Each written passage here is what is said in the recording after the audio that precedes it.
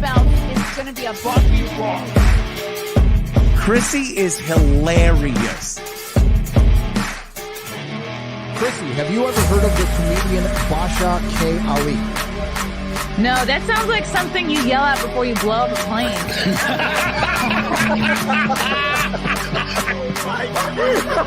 Basha K. Ali! 30 seconds remaining. But you know, what you say I doubt it will stand up to something. I haven't been disrespectful to you at all. I was very confused by the title, Everything Everywhere All at Once, because that's also what we call it when Ash takes off his shirt.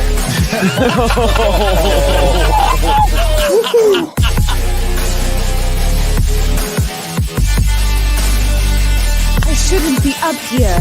I should be in school on the other side of the ocean. Ooh, what's up, boys and girls?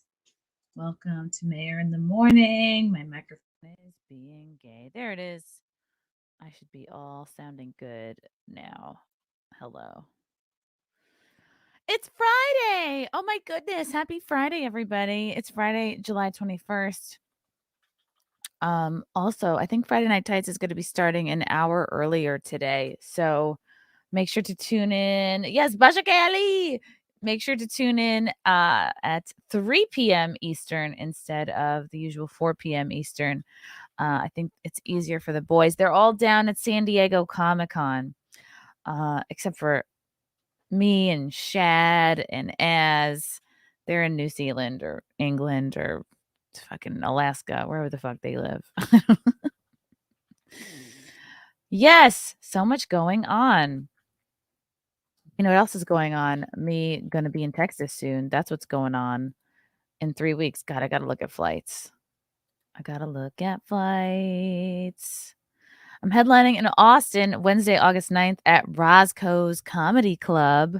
Ooh, nice and late. 10 o'clock show. That means it's going to be fun and weird.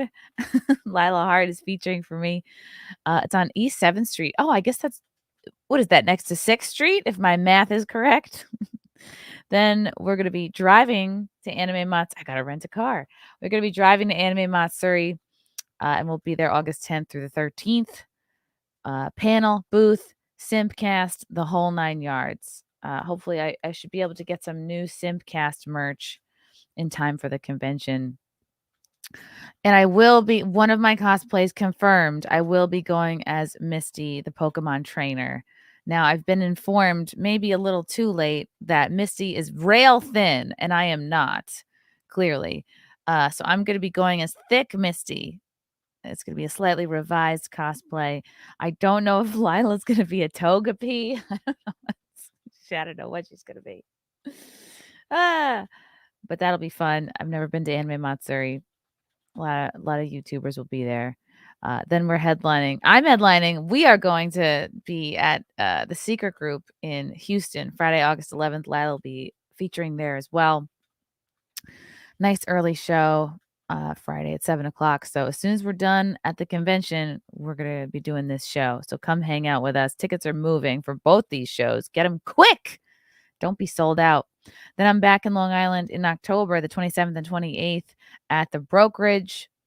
Love that club. And then I'll be in Tampa, Florida, December 3rd for a Sunday show at Side Splitters, Sunday, December 3rd. Trying to build some other shows around that in the area. Then I'm back in San Diego March 1st and 2nd at the Mic Drop. Working on possibly doing an LA trip in September. We'll see. Working on it. Had a good interview with Carol Roth yesterday, author of You Will Own Nothing. I didn't finish reading the book. I didn't have the heart to tell her. It's hard. It's hard to be disciplined enough to finish a book by a certain time. I perused it. I'm a speed reader. I looked at I looked at the titles of the chapters. I did that. It was a good conversation. She wrote the book. She can explain it. Anyway, get your tickets now, guys.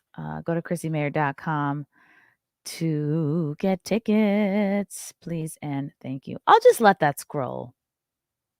Ooh, hello, Charles Hurst with an early morning $20 super sticker. Thank you, Charles. Good to see you, bud. I'm going straight to the gym after this. Look at that foot, people. I'm giving you nothing again. Sneakers are on. I'm ready to go. Woohoo! Most people are bored by finance talk, and I'm one of them. I'm just like, hey, every couple of months I get scared and I go, do I have to buy gold? What should I do? And then I don't, and then the cycle repeats itself. I've been hearing not such good things about the Barbie movie. I'm going to see it on Sunday with a couple of my girls.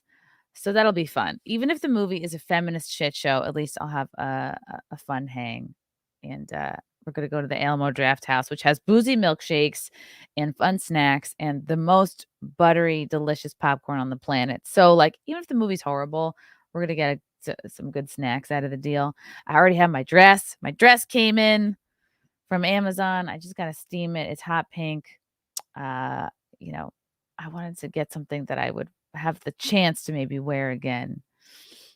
So I don't know. Me and my sister were huge Barbie kids growing up. We had a lot of Barbies, and I don't know where the fuck they all went. I think when my parents moved out of the house, they just threw everything away. Because my dad's not real nostalgic, and my mom had cancer, so like they were just like, "Fuck it, we're gonna throw everything out." So yeah, Anna said it sucked. Everyone's saying it sucks. I do want to see Oppenheimer. I still haven't seen Sound of Freedom yet, so I'm behind. I am behind. Yeah, Ashton did a full blown Barbie photo shoot, so the aesthetic is fun. I'm just not excited to be disappointed by this movie. But I think that's what we're all experiencing. The franchises and things that we loved as kids are now being ruined and wokeified as we become adults. So I guess it's just my turn for that. Here's an interesting snippet. Margot Robbie admits she bribed Ryan Gosling to play Ken in Barbie. Say what? Margot Robbie had a little convincing to have Ryan Gosling star as Ken in the highly anticipated Barbie movie. The Aussie actress, 33, who stars the pink-loving doll in the film, made an offer to Gosling, 42, that he simply couldn't refuse. I just bribed him, really. That's the basis of okay, maybe she's joking. That's the basis of our relationship, she told the New York Times. Just come do the Barbie movie. I'll buy you a present every day. Gosling revealed that the appealing offer started as a joke in a text. There was suddenly this pink present from Barbie to Ken every day for a very long shoot. It felt unsustainable, the La La Land actor told the L. What kind of things was she giving him? That's a great dress. She looks great in everything, though. I thought this has to stop at some point. There were times on set where I got a puka shell necklace. You don't have to keep doing this, he said to Robbie. I'm sure you have other things to do, like produce a movie and star in a movie and run a company and produce other people's films. You don't have to keep concerning yourself with this. I commit to a joke. I really do, Robbie quipped. I really do love this outfit. Ooh, I love this outfit too. When quizzed on the weirdest gift he's received from the Babylon star, Gosling said, there was one present that stood out in particular. She gave me a book as a joke about horses, and I read it and I loved it. I feel it would make a great film. It was very unexpected, he added. It comes as Gosling revealed his kids were completely unfazed when they found out he would be playing Ken in the film, directed by Greta Gerwig. He is very Ken. Who else? People that are upset that Gosling is playing Ken, who would you have preferred? Henry Cavill? Who would have been another good Ken? What's his face? Ryan. He's funny. He played Deadpool. Ryan Reynolds could have been a good Ken because he's a brunette. Who else is like a funny man? There's not that many. Will Ferrell's too old to be Ken. Adam Sandler's too old to be Ken. I'm surprised they didn't make Ken black, honestly. Then it would have been a different kind of Barbie movie. Speaking to people, the Notebook actor said his daughters, I keep forgetting celebrities have kids, Esmeralda 8 and Amanda 7, whom he shares with his longtime partner Ava Mendes, were left confused at the news. My kids were the introduction to Barbie, he told the outlet. I think they're confused as to why I would want to play Ken. They have no use for Ken. See? This generation has been brainwashed to think men are irrelevant. It's very dangerous.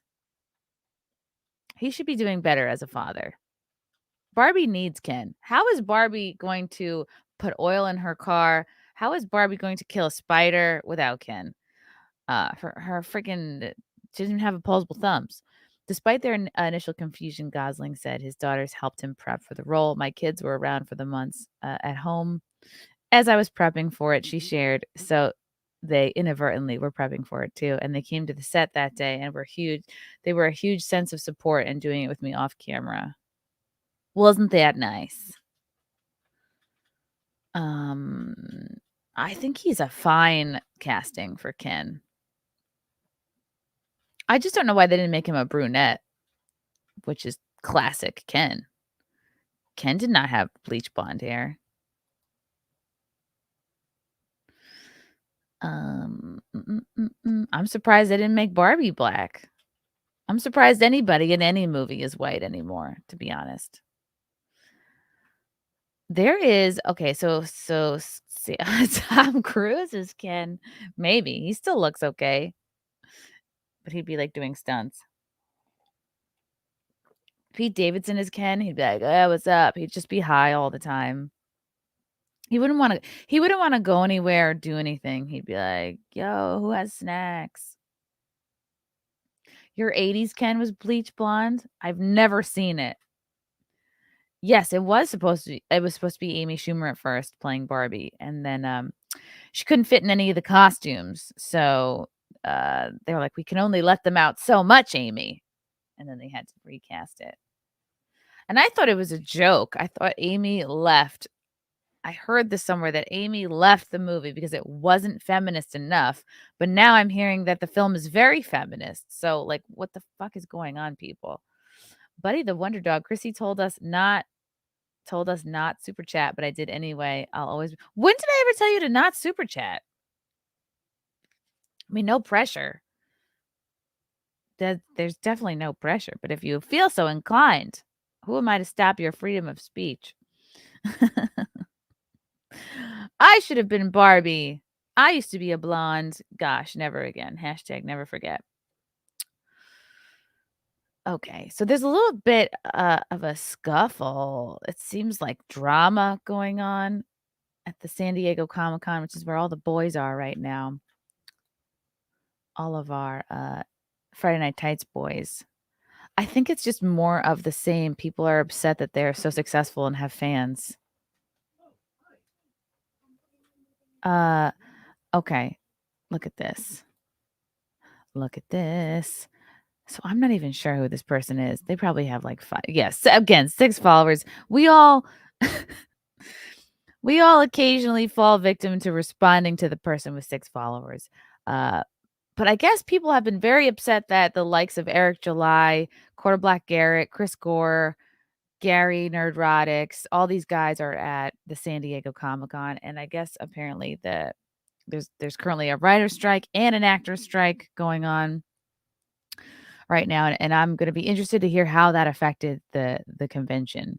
And again, like if anybody in the chat, if you guys are at the convention or have been, let me know what's going on. This guy says, I just want to make something very clear before I go to bed tonight. If you went or supported Eric July, the Rippaverse, Big Man Comics, I'm not familiar with him. Gabe Atabe. He's one of the artists on Rippaverse. Quarter Black Garrett, Chris Gore, Nerdrotics. You are a bigot. It's as simple as that. Woo! And 22 quote tweets. And then a little bit of a ratio. So being a fan of a black man makes you a bigot. How does that work now? Oof.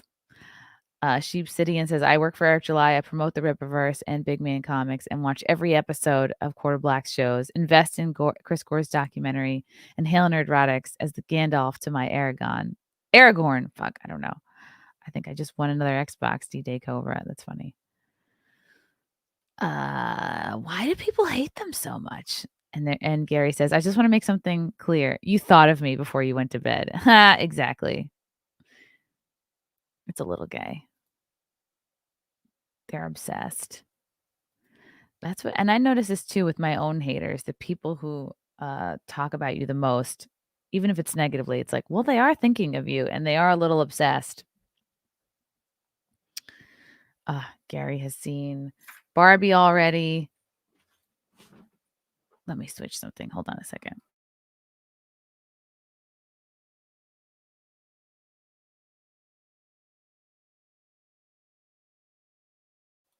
Okay. So these guys have seen Barbie before me. My goodness. All right then. Oh, this is great. From Alex James. Just know that when y'all haters come out with these bold statements, I am petty enough to bookmark them and come back to remind you that we keep winning. So here is their panel. It's completely packed. I don't see any empty chairs here. Look at that. They're crushing. I wish these panels were like a little more lively looking. Like it always looks like a work conference, but I think that's just the nature of these venues. Look at that. A full panel. Someone said a panel no one will. Oh gosh, this guy said a panel no one will attend. Lol, that's so great. That's the point of the bookmark function. Oh yes, let me hear. Okay, this is take 2. Don't even know what happened on take 1. We're walking up 4th away from Comic-Con. We got through the crowded part. I can say that Hollywood is not a Comic-Con, and it hasn't affected it at all. It's packed. It was packed. This is as crowded as I've ever seen it. It was it was nuts. Super packed, really hot. No celebrities was great. A little smelly, but that's to be the celebrities expected. not allowed to go. People selling comic books, people buying arts. It was kind of nice to see. Wow, so just regular people. Had a great panel with Chris Gore. I think that there will be video that will be up on YouTube if you missed it. We talked about the spirit of the independent filmmaker, content creator, comic book creator. Eric July killed it. It was great. So now we're going to see Barbie. Don't remind me, man. Oh. You might ask, why are you going to see Barbie?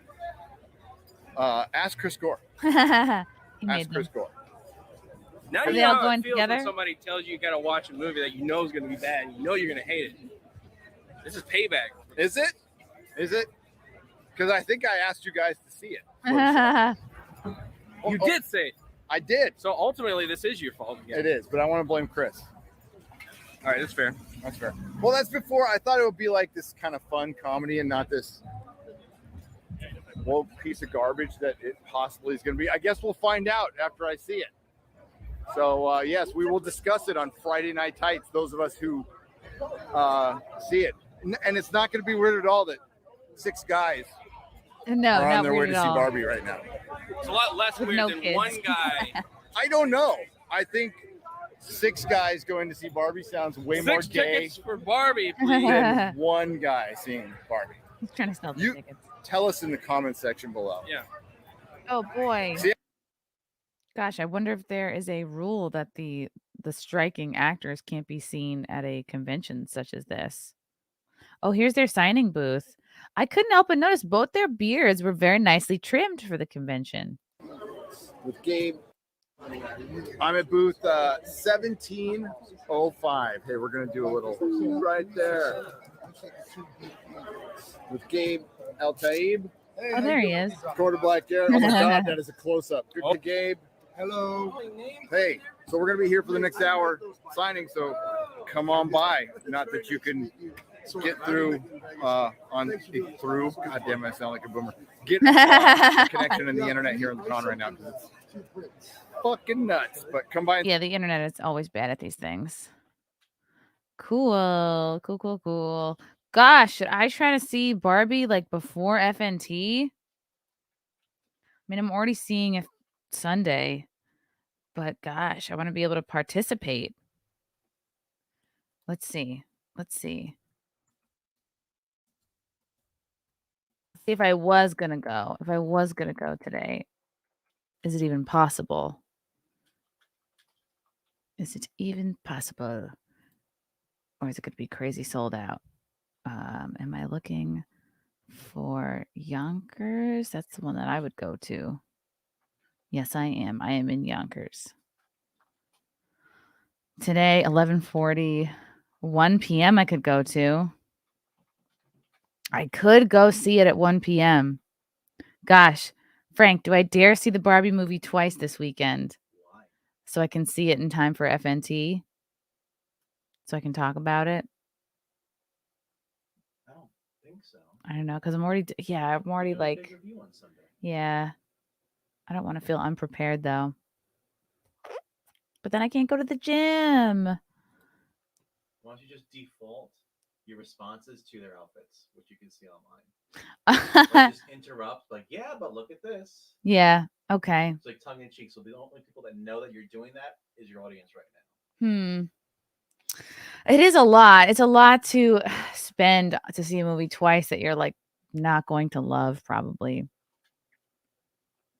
Oh, what to do? Charles Hurst. Hey, Charles. They should have cast Tila Tequila as Barbie. She's omni-ethnic. Where has she been for the last few years? She fell off. She was the early aughts queen and then just disappeared. Oh my gosh, NVIDIA, a blast from the past, girl. Thank you so much. How are you? I haven't talked to you in a long time. What is new? What is poppin'?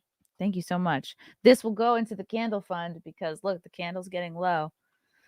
I've enjoyed this candle.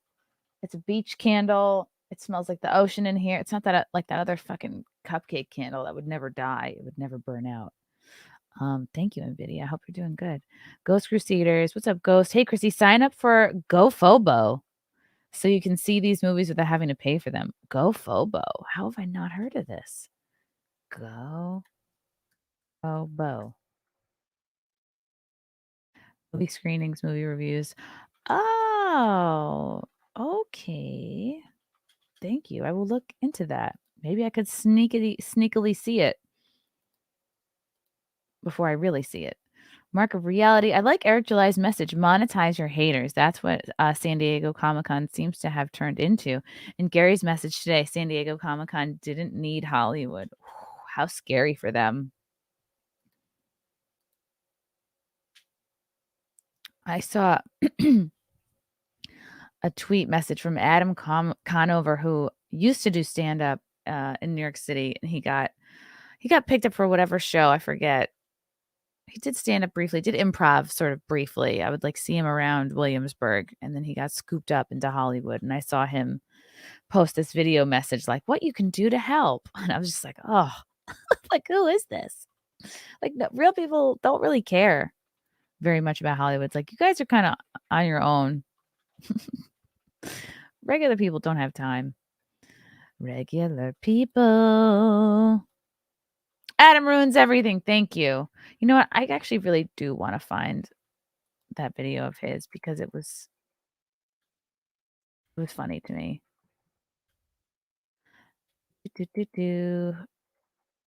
Wow. I thought he would have way more Twitter followers at this point. Okay, he's doing interviews on the street. Okay, I want to play this. This is funny to me that they think regular people care. Okay, so this is about how can you, a non-union member, support the strike. So this is a message directed at, like, I guess, non-union actors. So, like, I don't know, a background actor. So the number one question I get is, how do I support writers and actors on strike? Do I cancel my streaming subscription? What do I do? Here's the answer. Neither the Writers Guild nor SAG-AFTRA is calling for a consumer boycott right now. Instead, we're asking people to do three things. One, post on social media, boost our message, say you stand with us. What does it even mean, standing with them? We're not you. Like, what? We still have our jobs to get up and go to every morning. what does that even mean? Stand with you. Like you're striking whether people care or not. So I don't understand that part. Follow our strike rules. Do not do the work of a striking writer or actor. That's called scabbing. So no, they don't want the non-union people picking up the jobs of the union people. But union people get paid way, way more. I think they get better craft services, if I'm not mistaken. I recall I briefly dabbled in background acting, and it was not fun. So they're like, even though you don't get the benefits of the union, even though while we're striking, don't pick up our jobs. We have facts Don't benefit from it in any way. on our websites that explain exactly what we're asking of non-members and what work we're asking them to refrain from. And finally, and most importantly, donate to the Entertainment Community Fund. Donate, this is guys. an incredible nonprofit that supports writers, actors, and any crew member who needs help paying their rent or their medical bills. Every dollar you donate there will go to a writer, actor, or other entertainment worker in need. That helps us stay on this picket line longer, and that helps us win. We are so grateful. Yeah, but the crew members aren't picketing. I think the crew members are getting the most screwed because the actors and the writers are striking, but like the guy who holds the lights, the teamster, like they fucking didn't want this to happen. I feel probably the most for them. It's hard to care about the actors and writers. It really is, and they can get plenty of gigs on the down low, can they not? Especially when they come off so smug. Exactly. The crews are in different unions. Okay, I should know this. I really should know this. My dad was a teamster. So it's hard when I read the other day, like a typical Hollywood writer makes like $260K a year. I was like, what? Like, you'll be fine, I think. It's hard to feel bad for people who make so much more than you. This is funny. I always love a Hollywood in Toto article. Tim Dillon drops brutal truth bombs on woke Hollywood and strikers. I love Tim Dillon. He is just such a breath of fresh air. Many comedians use their stand-up routines to score partisan points. Just watch any Stephen Colbert monologue on CBS's The Late Show. That's a variety program that used to air before the writers went on strike. Tim Dillon, by contrast, is much harder to read. Oh, is this a little snippet? Ladies and gentlemen, welcome to the Tim Dillon Show. I want to explain. He's funny. The comedian uses his podcast monologues to play devil's advocates, satirize what the appropriate angle is on a given issue, and zig when everyone expects him to zag. It's not impossible to glean some truth bombs from his podcast. A great example, his recent show explored the dueling Hollywood strikes, the woke Snow White film, and related topics. Hollywood and the machine is going to shrink now. It has to. There's 600 shows. Nobody's watching a lot of them. It's not sustainable, Dillon said about the current strikes and the likely fallout. One reason why? YouTube's channels deliver the kind of content that consumers crave, and for less. Shows like mine cost a lot less to produce than these shows. We have more people watching this than a lot of the shows being produced by streamers for millions and millions and millions of dollars, he said. Long-term, the sustainability of the business model is being called into question. The comic also addressed one of the biggest battles raging in Hollywood. Will artificial intelligence, or AI, cost actors and writers their livelihoods? Yeah. How do you not worry about that? It just might. And for, what I should do is like have AI write some jokes for me and see how that goes. For content. It just might, and for a reason too few people are willing to say out loud.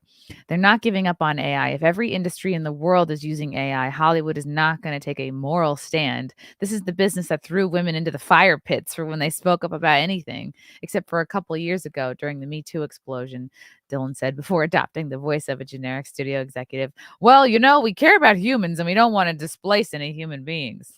They're trying to accelerate AI so much they never have to see another actor or writer again. I'm sure they love that, right? Because it's less that they have to pay out.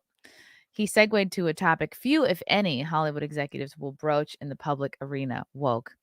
You can't keep ruining everything with this crap when you're where you're hiring people based on race, sexuality, and gender, and not level of talent. I'm not saying you can't find both, he added. If you're going to do this thing where you remake movies so that they're morality tales where people are going to learn lessons, audiences are just going to fucking not watch them. They're not going to care. And we're already at that place right now. He brought up recent images from the live action update of Snow White, a project that ditched the 7 dwarves for woke reasons. Do you know who the new Snow White is? Dylan Mulvaney, because nobody learns a lesson, he cracked. Alluding to the TikTok's impact on Bud Light sales. She's coming to a screen near you. Oh, he put in my tweet about Snow White and the 7-figure loss. There they are. Only one dwarf and the rest just all look like different roommates I've had over the years living in New York City. Then he noted that most actors and writers aren't rich, famous, or handsomely compensated for their skills like the A-list talents are. Once again, that's a theme few Hollywood journalists will explore. There's so much inequality in the entertainment business, right? He asked, even though it's, quote, a progressive and liberal business, there's an insane amount of inequality. Later, Dillon imagined a warlike strike where lives are ruined, blood is shed, and the two sides pull out all the stops to win. You know, like in the movies. He's not cheering on violence, but he imagined a war in cinematic terms. Let's make what the movies aren't, fun and watchable, he cracked. Snow Brown and the 7 Clowns. That's funny. Love Tim Dillon. I enjoy his takes. Oof, it just seems like a bad time to strike. Oh, NVIDIA. I've been good spending less time on the internet and more time doing stuff with the kid. That sounds very healthy. Wow. I'm a little jealous. What's up, Ghost Crusaders? My friend is an actor and is non-union. He was in a scene in Stranger Things. He made $5,000 for one day and they cut his line out of the episode. They also paid to fly him down and put him in a hotel. Wow. That's incredible. I mean, $5,000. That's like, I feel like that's what, several months of work? Damn. Well then, I guess I should have stayed in showbiz longer. I was in the background of a Jennifer Aniston movie. Gosh, it was something, the title was something involving cooking, but we were in the, we were at Grand Central in the downstairs kind of area for the shuttle, the gray shuttle train that goes from Grand Central to Times Square. And we were there shooting literally all night long. I think they wanted us there at like 6 or 7. We shot all through the night. It was brutal. It was summer. It was hot down there. I don't know why the fuck I did it. I think I got paid $70 or $72 and there was no food. I was like, showbiz, let's do it. Johnny mumbles, it's a different time. Why support these D-bags that shame fans for calling them out on the message? Does anyone really miss Jimmy Kimmel's comedy? No. It hasn't been good for a very long time. Lightning bolts. Are you ticklish anywhere, Chrissy? If so, whereabouts? Okay. I don't think I'm ticklish anywhere. I'm definitely not. No, I would say like if there's a creepy, like if it feels like there's bugs on me, I'm like, but I'm not like ticklish in the traditional sense. I could be creeped out, but I'm not going to be like, hee. I know that's probably not what you wanted to hear. Yes, this feels like someone from the foot community. I agree. I agree. It's a trap. Yes, it's a foot trap. Trapped. Guys, Tony Bennett died. How sad. But he was also like pretty old. He was 96. That's a pretty good run. Tony Bennett dead at 96 in his hometown of New York. Good Italian stock. Yes, he was. Very talented. I really enjoyed his collabs with Lady Gaga. San Francisco. That's all I can play without getting a copyright strike. Claim. Tony Bennett, the legendary pop, jazz, and big band vocalist, has died after a 7-year battle with Alzheimer's. Oh, I didn't know he had that. I guess he didn't either. Ha ha! It's an Alzheimer's joke. He was 96. Publicist Sylvia Weiner confirmed Bennett's death to the Post, revealing he passed away in his hometown of New York. His official cause of death, just 2 weeks shy of his 97th birthday. That's annoying. They probably had presents ready to go. Has not been announced. I came from good Italian stock, but I've tried to stay fit through the years, Bennett told me nearly 20 minutes ago. At the time, he was a spry 72, meeting and greeting concert goers with swagger before a benefit performance in the blazing hot Sonoran desert of Tucson, Arizona. Sonoran? I don't know how to say that. For 2 decades beyond that, the 20-time Grammy winner kept swinging as smoothly as ever, making history as one of the only artists to chart new albums in the 50s, 60s, 70s, 80s, and 90s. Wow. And the first 3 decades of the 21st century.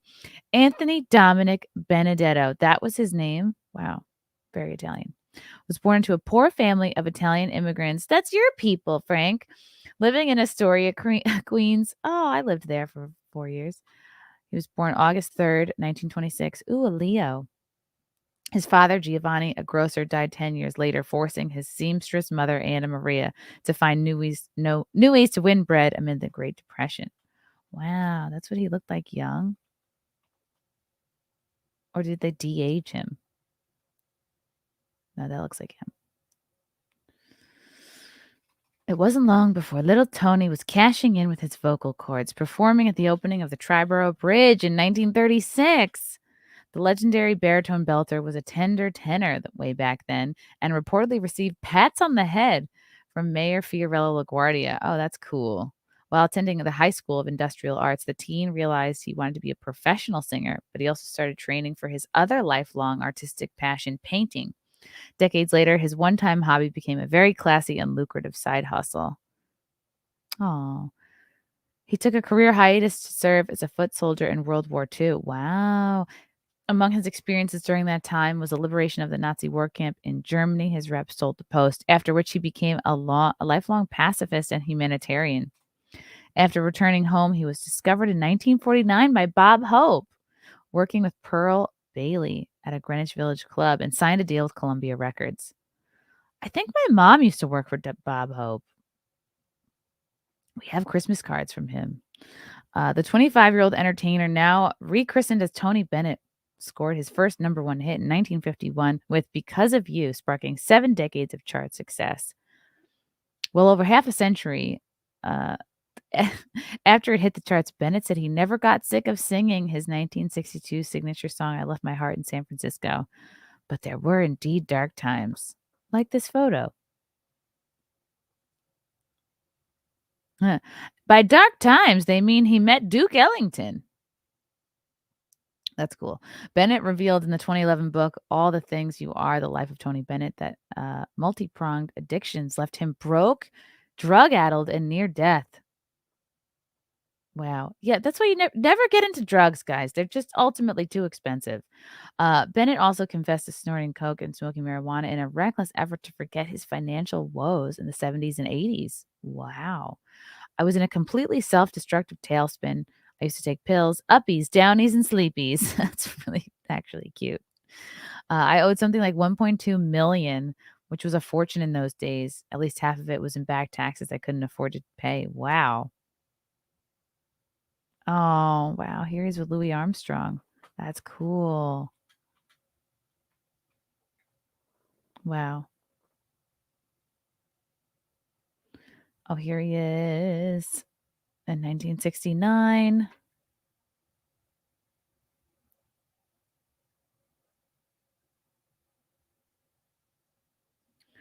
Oh, that's so cute. 1972. But he bounced back like a pro, defying the pop culture odds to win over the I Want My MTV generation with the help of his famously protective, career-saving new manager, son Donnie Bennett, now 69. I've always been unplugged, Bennett quipped as he took the MTV Unplugged stage in 1994. His comeback recording of these interpretations of classics went on to surpass platinum million-selling status and won the Grammy for 1995's Album of the Year. Fast forward through decades of Billboard, Bose, and Grammy wins, one of America's last legit living legends stayed busy promoting a 2014 duets album with Lady Gaga and maintaining an international fine arts career. Wow. 2 years in the making, Tony and Gaga's Cheek to Cheek album debuted #1 on the Billboard chart and features classic covers ranging from Billy Strayhorn's Lush Life to Duke Ellington's Sophisticated Lady and Cole Porter's Anything Goes. Bennett revealed in February of 21 that he is suffering from a progressive degenerative brain disease. The family told AARP that his decline began in 2016, but his battle with Alzheimer's became seriously concerning in 2018 when he was recording Love for Sale with Lady Gaga. Oh. See, Joe Biden, look, it's okay to admit that you're having dementia. Life is a gift, even with Alzheimer's, he tweeted at the time. Oh. Wow. I kind of want to listen to the album now. The Not So Unlikely duo reunited in August of 21, mid-pandemic for a pair of heartwarming, breaking farewell concerts at Radio City Music Hall. The show was a celebration with an element of control. Phone cameras were not allowed. Just to be sure, attendants locked them away. Well, that's good that they're doing that now. But the post was there to capture the moment. Billed as One Last Time, an Evening with Tony Bennett and Lady Gaga, the cryptic title had many in the audience fretting aloud that it was the last chance ever to see Bennett live. It was. Besides being a farewell for the duo, however, it was a time for revelations. Gaga, 36, recalled the tale from her first meeting with Bennett in a backstage dressing room. "Hi, I'm Lady Gaga," the industry newbie said bashfully upon encountering the legend in 2011. That's when Bennett looked the fame monster, pop provocateur, and future A Star is Born Oscar winner in the eye and said, "I know who you are. You're a jazz singer."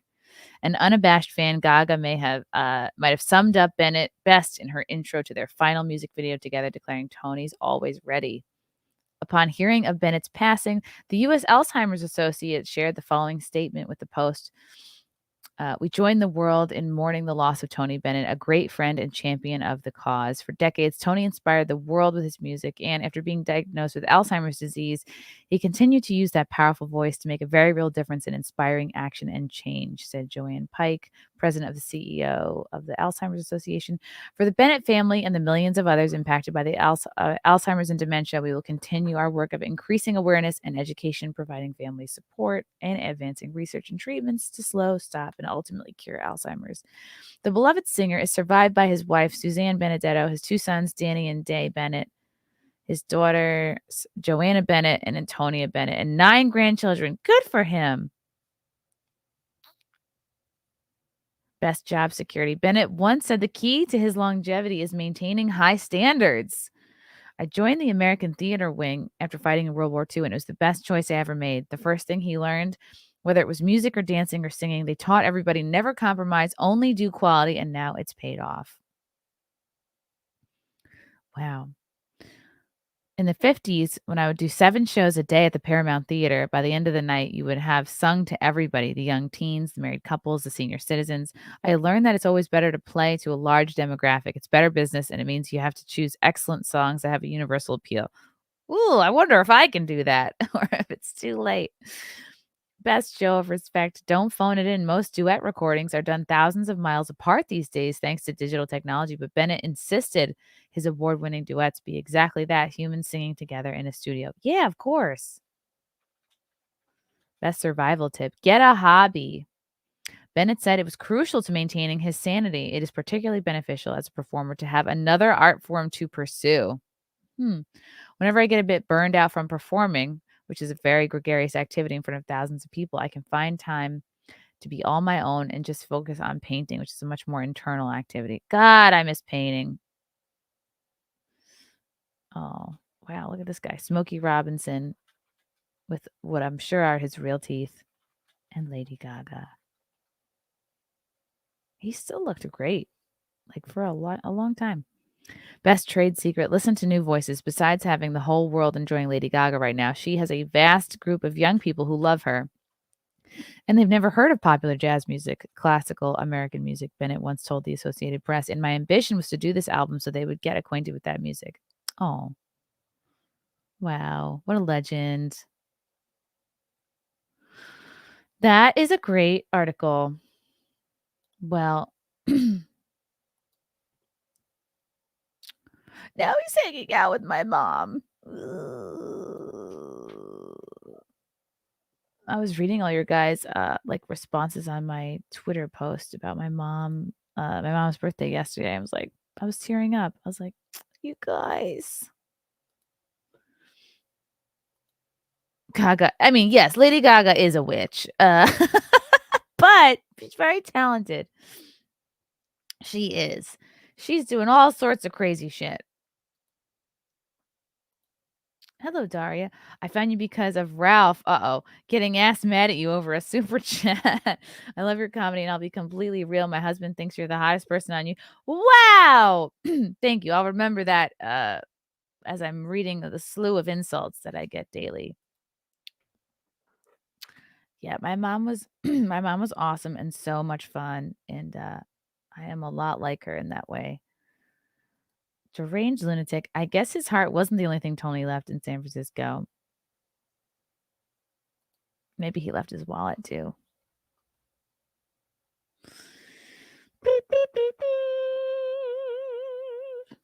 Okay. I'll be yawning. Sorry to yawn. Yeah. Okay. I don't know if you guys saw this. I will show you because I posted it. I know that not everybody who's on YouTube is on Twitter as well. Let me show you this. You guys get to see what I looked like as a blonde. The blonde years. Look at that. That's me and mom. Not only was I blonde, but I had short Karen hair for years. And then I started to go red in, I guess, 2008. Maybe 8 or 9. Oh, it's Dory.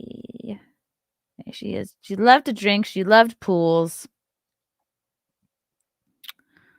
I like that she would drink whatever I was drinking. She wasn't great at ordering her own like cocktails or drinks because she didn't really like know what went together. She would just like copy me. It was cute. Elijah Shaver's been posting all these polls like who did 9/11. It's been pretty funny. I've been enjoying it. And he's like, who is more beautiful? I'm like, oh, the Cyclops or the Thyclops? I'm like, I'm pretty sure that's not the same bathing suit because she probably just rebought it in a smaller size. Yeah, I figured it out. The haircut is bad. Yeah, it was not the best look, but I was having a blonde moment. And I was born a blonde.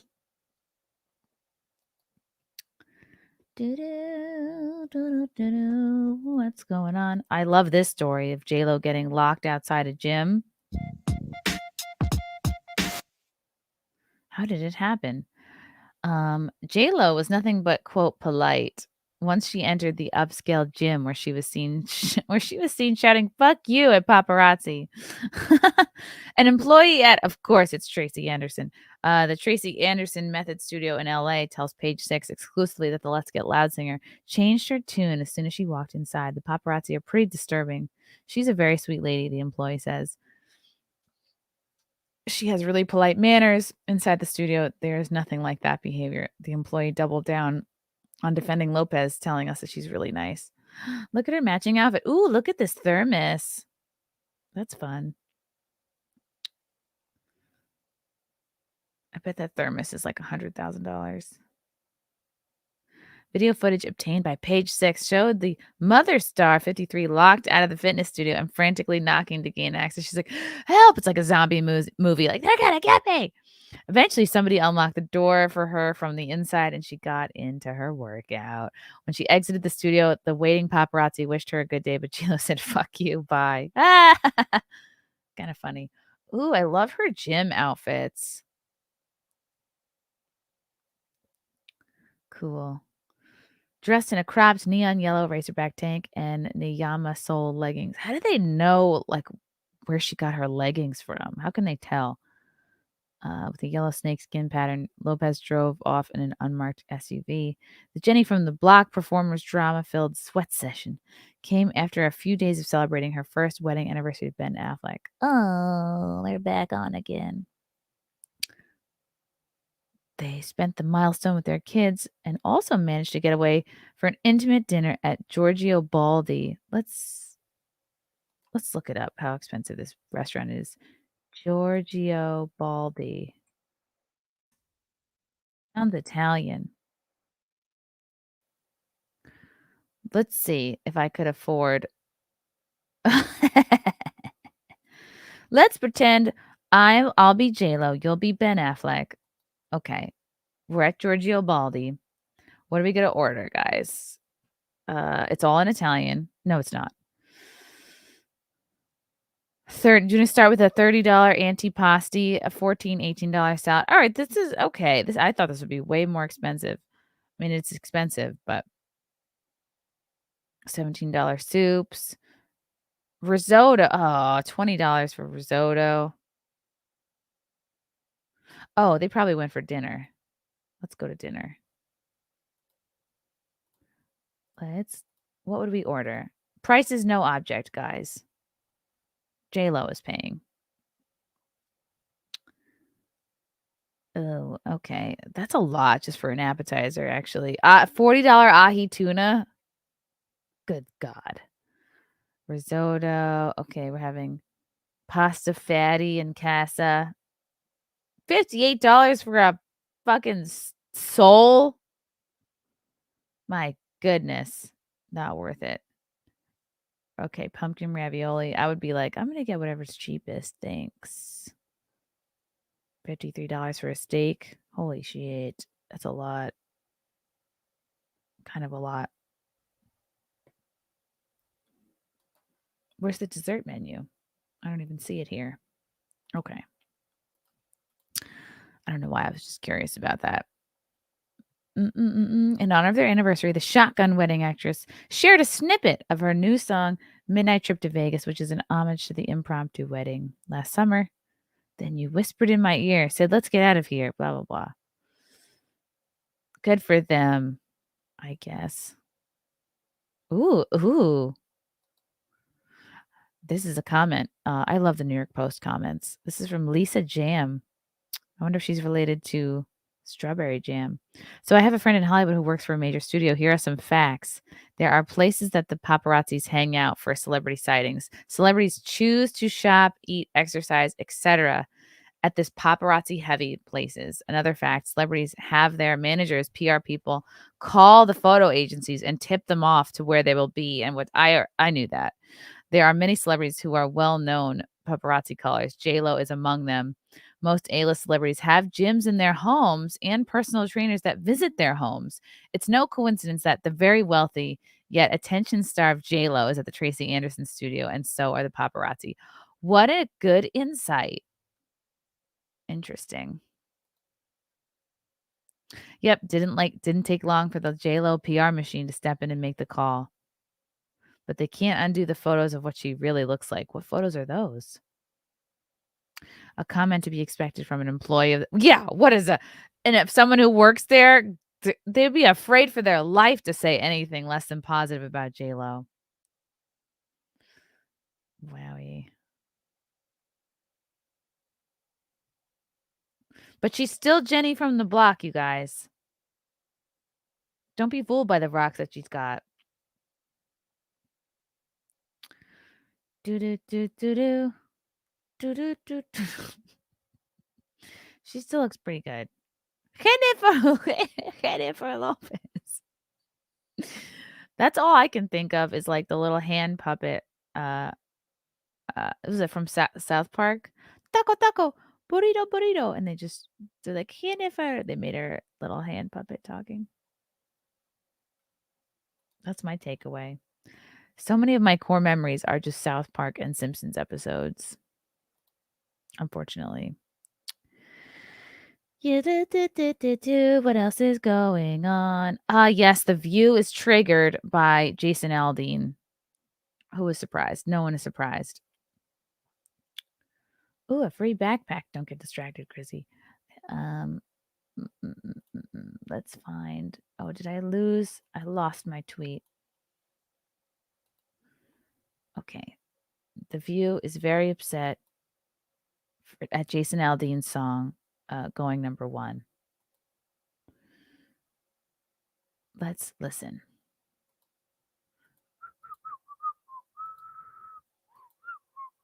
Oh gosh, yeah, that's funny.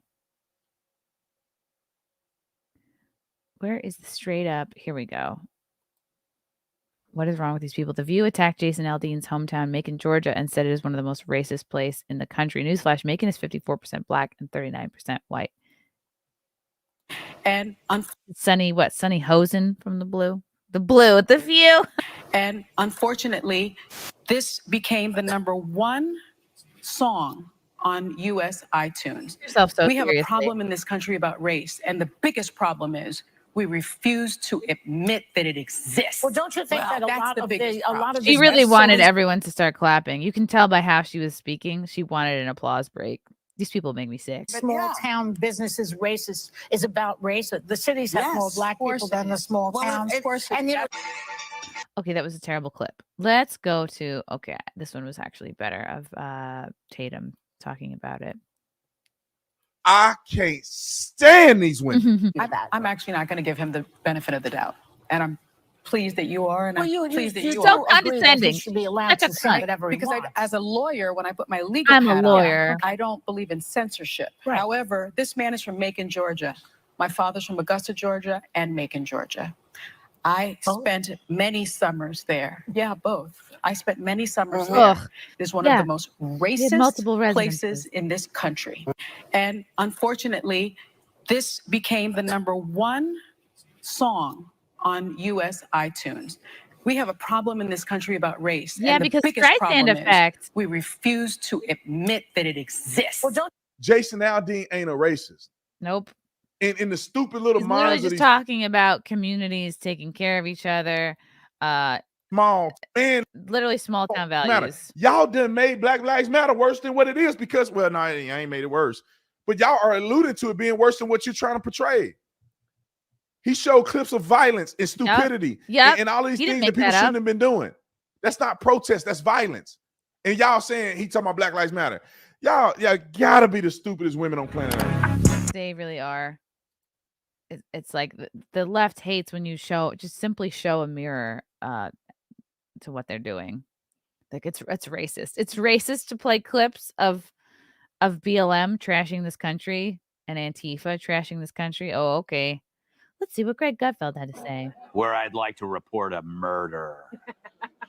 I was fired from the Five. I had a very toxic relationship with a number of the cast members. Which one?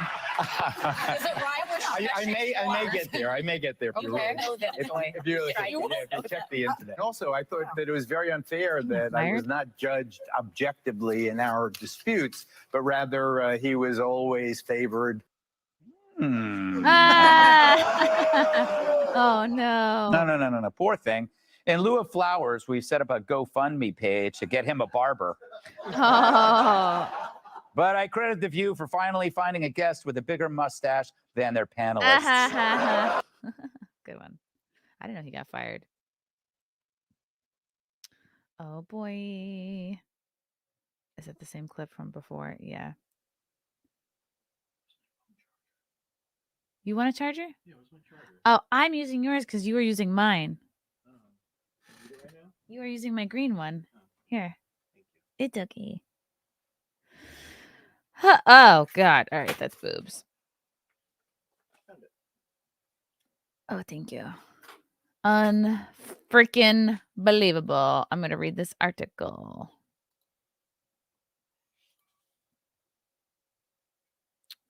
Geraldo lost his show to Jerry Springer. Oh, true. Metastep. Smash the like button for Chrissy. Yes, please smash it. Smash it hard. Johnny Mumbles. People named Sunny, Joy, and Whoopi that are so miserable is hilarious. Ironic. Yeah, isn't that funny? They are the most miserable twats in the public eye, for sure. Ladies of The View viciously attacked Jason Aldean as racist in bizarre rants. In Thursday's segment on The View, the female co-hosts took turns verbally attacking country singer Jason Aldean for his latest song and accompanying music video, Not in a Small Town. Critics, including the ladies of The View, have accused Aldean of incorporating racist elements in the lyrics and visuals of the song, playing legitimate news footage of people burning down the cities. How is that racist? Explain that to me. In the heated discussion, Aldean was referred to as disconnected, and his song was dubbed as divisive and provocative. Let me see if I can find like a full clip of the View ladies going off on him.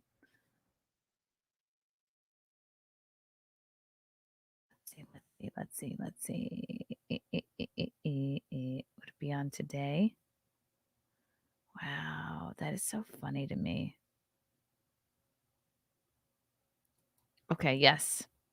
Okay, let's play this full clip. I want to see if there's any more context that I'm missing before I wrong here with this. This is a man who saw what happens when someone is out of control with their guns. Yeah, he's someone who was because they're referring to who's at the Vegas and thing. he saw. What did that have to do with anything? What does that? I mean, it's a false flag, by the way. But what does that have to do with the Summer of Love? They're trying to deflect and distract from what his song is actually about. People get so I don't understand how he could be that disconnected. How people around him didn't say to him, "Hey, listen, you know what? Maybe there's a better way to do this because." When the imagery invoked race, that's what was. There's no reason to separate big city people from small town people. That to me is the divisive part of this song. I mean, it's a deplorable song and it's annoying. Deplorable. Went too far. You're not gonna say the rioters went too far. He's just simply showing footage. These women are idiots. They're so stupid. They try so hard to sound smart.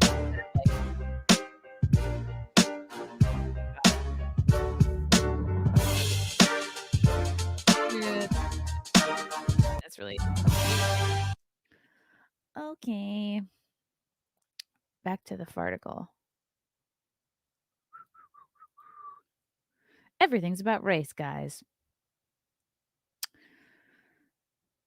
His song was dubbed as divisive and provocative. While the ladies of The View were quick to label the song racist, they seemed to dismiss the context of the song. Aldean's defense lies in his use of real news footage in the video, illustrating that his song reflects genuine sentiments and real-life scenarios. He presents an honest portrayal of small-town America from his perspective, and a perspective that might not resonate with everyone, but is nonetheless valid. Sarah Haynes said the biggest thing he should do right now is listen. You need to stop. And he should open his ears because maybe he doesn't consciously realize why a lot of people are not okay with this song. Actually, really listen to that. Oh, but what about the people who agree with the song? Why are you not listening to those people? The same advice might have been useful for the show's hosts as they dissected Aldean's work with their predetermined notion and biases. Certifiable moron and lunatic Sonny Hostin says that Jason Aldean's hometown is one of the most racist places in the country, despite it being 54% white. I mean, 54% black.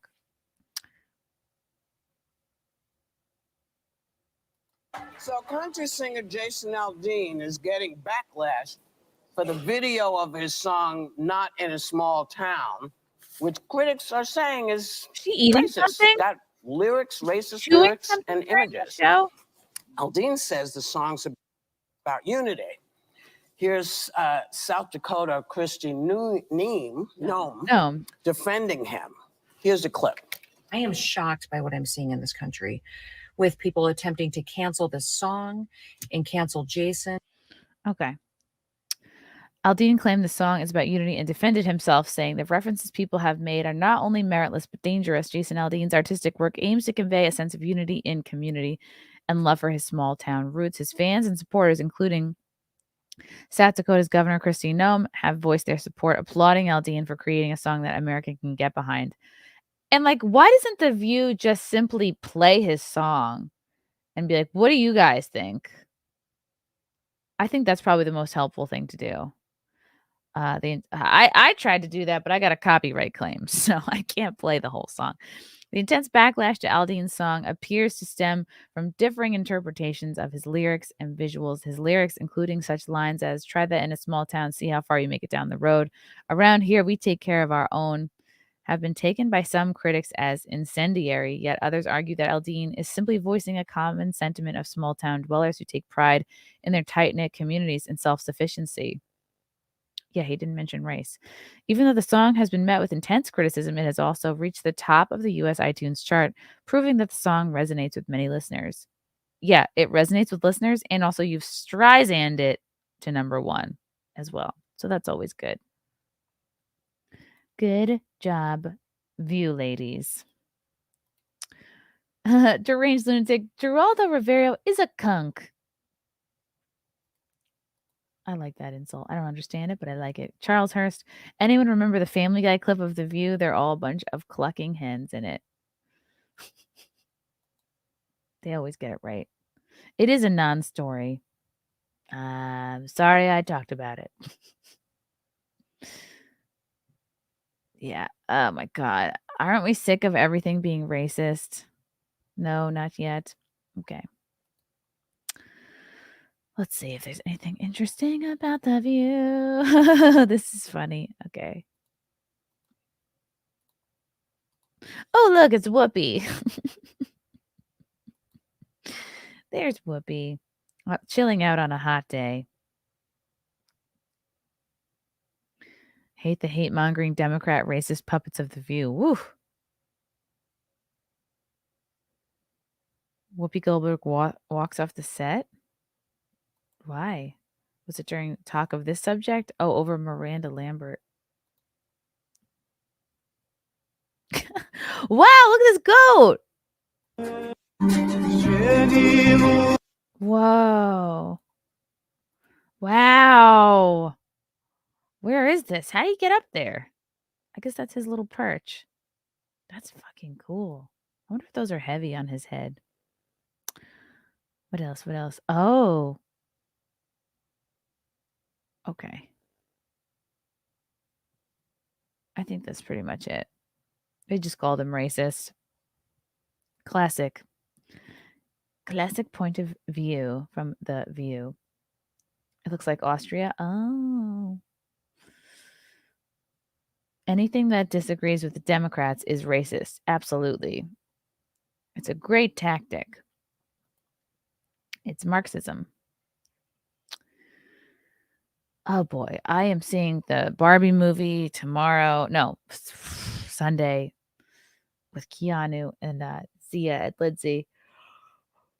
We all have pink outfits. I know. We're probably too old for this, but we are doing it. And it's going to be fun. And immediately following the movie, we're going to be doing a live stream review right from the Alamo Drafthouse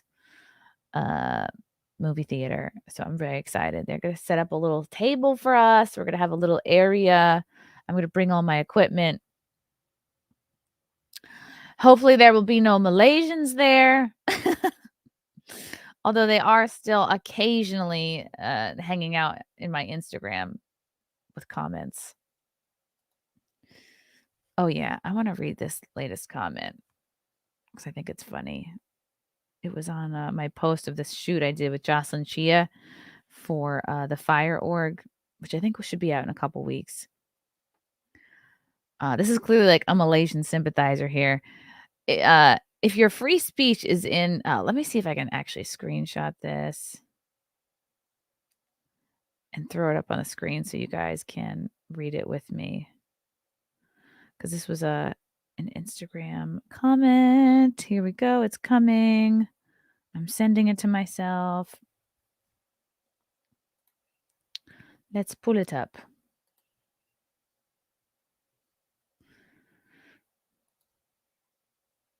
I'm just going to make sure that there's no nudity happening. Okay. Pulling it up.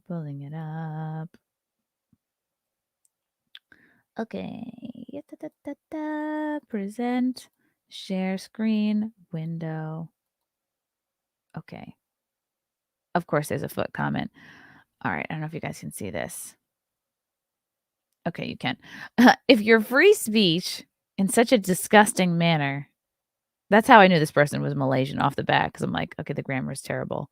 And you chalk it up to, quote, comedy. I think you're the problem. Maybe it's justified in your culture because you have no sense of self-respect. But please don't assume that every culture is the same. I'm definitely not assuming that. I specifically pointed out that I was shocked that Malaysia had no sense of humor. So I don't think we're the same. Some people have their own stands and morals. Want to make dark humor?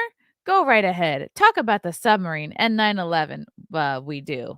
We've all been joking about it. People, comedians, everyone. Because to you Western people, you never learned boundaries. We know this throughout history, but please, for your reputation and dignity, if you have any, don't you ever try to start a fight between two nations. If I have enough power to start a fight between two nations, like, you guys are pretty weak and you're giving me way too much credit. Don't ever try to start a fight between two nations who have worked hard to maintain its peaceful relationship, even when the conflict arose in 1965. Hope you learned your lesson. Now you have no brand, no social media, and worst of all, you got kicked off Singapore. I've never even been to Singapore. There's no place I'd rather not go to. Like, I had no plan. I don't even want to. Maybe Japan I'd want to visit, but I just never think about Asian countries in terms of places I'd ever want to go to. So I wouldn't say I got kicked off of Singapore. I was never there to begin with. I have no brand and I have no social media. That's weird. It looks to me like everything's still fine.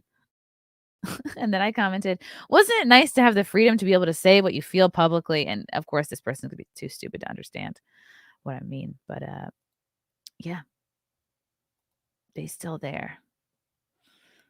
The Malaysian simps are alive and well. It's okay though. It makes me laugh. Singapore is not Malaysia. Yeah, they're very confused. Okay. They're still very triggered. I don't understand.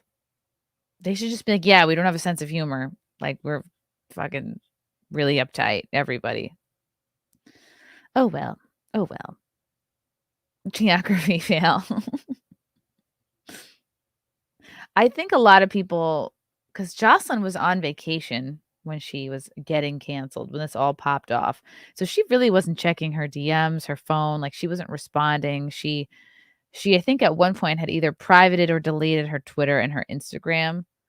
I think because she was worried about getting all the messages. So these angry people had nowhere to direct their wrath. But here I was, very much public, standing up for her, responding to comments. So that's why a lot of it came at me, because I just was there.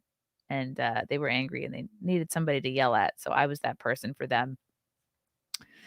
And she's like, I was having a blast in Colorado. I wasn't checking anything. I'm like, oh, great. I was getting death threats. She got them too, but it's just funny. So it's trickling. This happened when? June? This has been going on for like 2 months. You guys, Malaysia. Give it up. All right, guys. Tune in to Friday Night Tights. We're going to start a little bit earlier today at 3 p.m. Eastern. So check it out. What else is new? What do I have coming up next week? Whatever. Amy will be guest hosting Wet Spot on Monday with Andrew Harms. Vinny Scarpa will be a guest. He's somebody I met when I was doing the show at the dojo in Jersey. Yeah, and I'll be trying to get in some Mayor in the mornings next week. So tune in. Yeah, I think that's it. Get your tickets for Austin and Houston. Go to ChrissieMayr.com. It's going to be fun. If you'll be at Anime Matsuri in Houston, I'll see you there. I'll let you guys know as soon as I know the time of our panel and where our booth will be. And it'll be fun. All right, I'll catch you guys later.